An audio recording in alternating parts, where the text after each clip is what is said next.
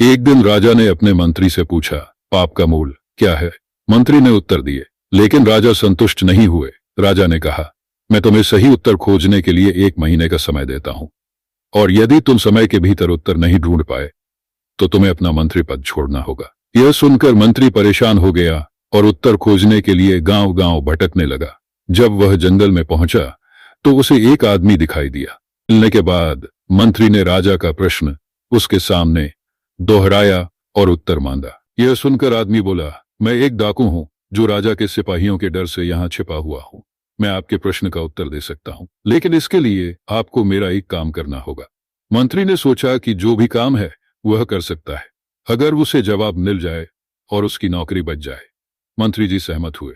आदमी बोला, आज रात तुम्हें पास के गांव के एक अमीर आदमी को मारना होगा और उसका धन चुराकर मेरे पास लाना होगा।